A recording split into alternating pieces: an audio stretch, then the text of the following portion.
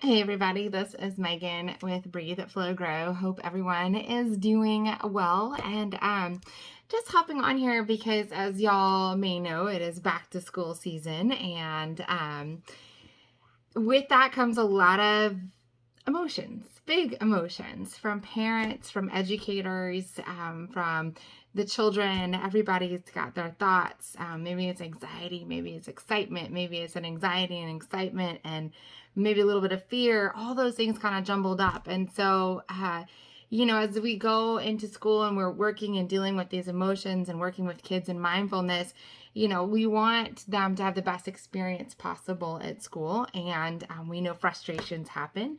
We know that anxiety happens in class. And so just, working through some tools using mindfulness that can help our kids in class. And so Ella and I have compiled kind of a list of favorites, if you will, that she's going to act out for y'all that help her with her anxiety and her nervousness in class. And quite frankly, these are all tools that we can all do, even as parents, as educators, those kinds of things as reminders to ourselves to identify when we're starting to feel it in our body. And then followed by maybe taking a deep breath, seeing where we're at, and then moving forward. With different tricks if those things don't work. And the reason we do this, a lot of people are like, okay, that's great, wonderful, thank you. My kid's going to go take a deep breath or get a drink of water. The reason why is that when we start kind of acting out of fear or acting out of this anxiety and that kind of stuff, we tend to think from that primal, they call it primal brain, lizard brain, all kinds of different things. But the executive function, we go to the downstairs brain. We're not thinking clearly. We're still thinking and we're acting, but we're not maybe saying, oh, I should ask my teacher, for help. Or, if this person's really bugging me, maybe I should ask them to stop rather than just lashing out back at them, or go talk to the teacher about it, or, whatever it is. We're trying to save the emotional outburst. Emotions are great. Emotions are fine. We all have emotions. We want to experience those emotions. We want to validate those emotions. But we also want to try to save the outbursts. Maybe it's sobbing, maybe it's hitting, maybe it's throwing something. And these behaviors that start to manifest and sadly, children can get labeled as defiant or I'm trying to think of some other words here that I've seen. Defiance usually is the biggest one, that they're just being defiant and they're throwing a fit, or they're emotionally immature when really it's completely developmental. So, I'm going to quit talking and I show you all some examples. So kind of through our process is one, identifying our emotions, of noticing. And sometimes if we kind of, end up in an outburst or end up in something, we can kind of reflect back once we're finished and calm and say like, oh yeah, like I felt that coming, because for me, I feel it in my heart, my chest. I get tightness in my chest, or maybe my stomach will knot up. As you're going to see here from Ella here in just a second. For her, it's her hands and her feet. They start to tense up. And so the first step is always just identifying when we're starting to feel some kind of big emotion, be it that fear or that anxiety or that stress. So let's take a look.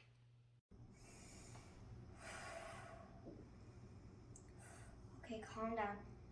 I'm feeling those emotions in my hands and toes.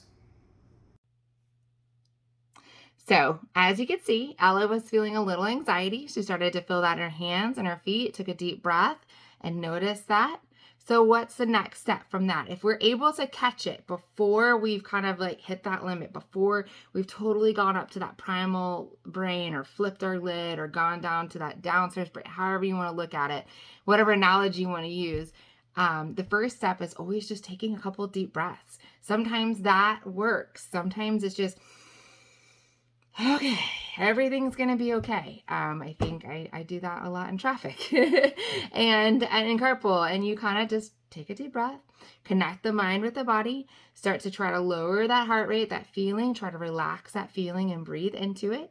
So that's going to be a kind of our first step. And this can easily be done in class without anybody ever knowing, or, if you're driving your car or anything else like that, it's easy to take a breath and nobody will even notice. So let's take a look what that might look like.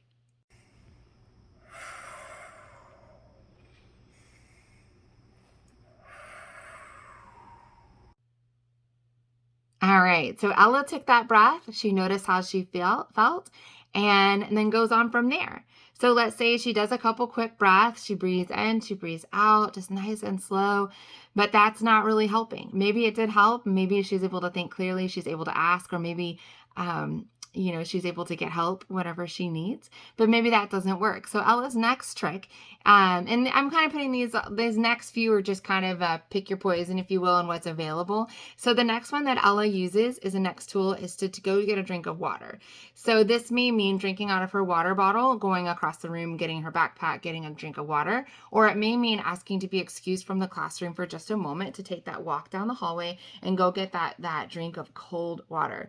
So obviously, some different schools, and if you're at home, maybe that would look different. I would say definitely if you're at home, and homeschooling, if your kids you're seeing that, let them go ahead and get up from their seat, remove themselves from whatever situation is going on. Maybe it's frustration with a problem or something like that, and then get up and move to go get that drink of water. If they're allowed to move around in school like that and have that freedom, letting them go down the hall. That walk down the hall, man, is a lifesaver.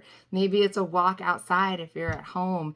And then that cold water is going to help kind of reset the brain. It's going to help you have to swallow a few times and drink slowly. So that may look like a water bottle, or that may be a drink down the hallway. So we're going to see Ella ask her teacher nicely if she can do this. And this is also something you can pre-arrange with the teacher. And if it's not appropriate for your kid, then, finding a different little method that allows them to kind of basically get up from their seat, move around a little bit, and then sit back down. So here we go.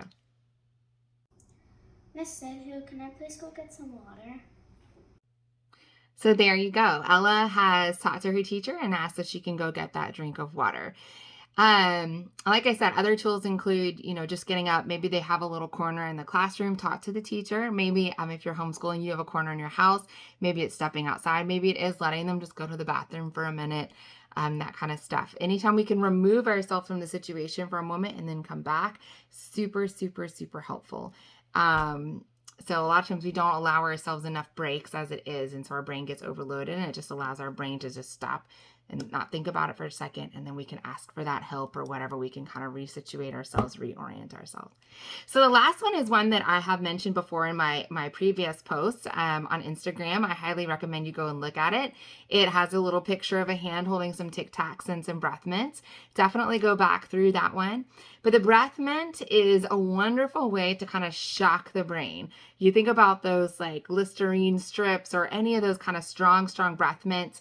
Man, like a breath of that, and you inhale that cold air, and it's like, whoo. So it's like that brisk cold air in the face, that shot of fresh air, that coolness. It basically kind of stops the brain really quick, like, whoa, what was that?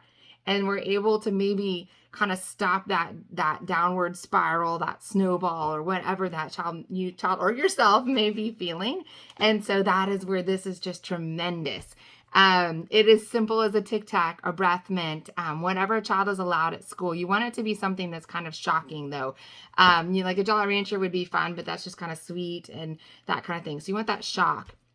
Again, if the child is not old enough, or, maybe there is restrictions in class, Ella does have permission to have a little thing of Tic Tacs. Obviously, she cannot abuse the Tic Tacs. If that starts to happen, we have to seek other alternatives, and that's fine. Maybe that's what you'll do. Again, maybe that's where that drink of water comes in. Roller balls are really good if they're allowed to have essential oils, or if you're at home, that quick smell of the rollerball. Maybe they have a favorite scent, something like that just kind of the brain takes in. You kind of can't help but like breathe it in and breathe it back out. And then that kind of just, for that moment, it's like a speed bump for the brain, and it allows them to kind of break that cycle. So let's see Miss Ella take her Tic Tac in class.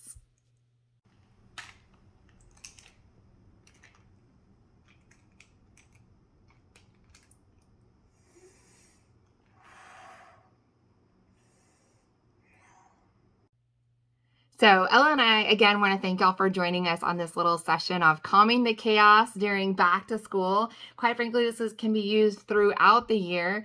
So, never hesitate to reference back to this and what did we do again, or for ideas. If you have other ideas too to help kind of help your child identify those big emotions and kind of work through them so that we can come back down to that executive function. We can kind of bring ourselves down to ask questions, to seek help, that kind of thing, and avoid the outburst. Let me know what you have. These are the ones that we've used. They're tried and true. These are the ones I recommend the most, but that doesn't mean they're the end all be all by any means. And so I'm always looking for new suggestions, things that work for you and your family.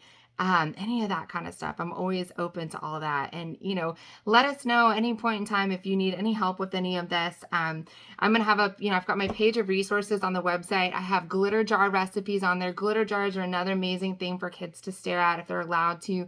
The Hoberman breathing balls, all of these little mindful tools. Again, there's just countless ways to do this. And so I'm trying to condense down for y'all just the best ones that we have found that work for our family over and over again and work for my other clients. So I am so happy you stuck around for this one. Happy back to school, y'all. And reach out with any questions you have, anything else like that. If you'd like to schedule a little one-on-one, I'm always here to help. I've got tons of resources. So thanks again. Have a good one.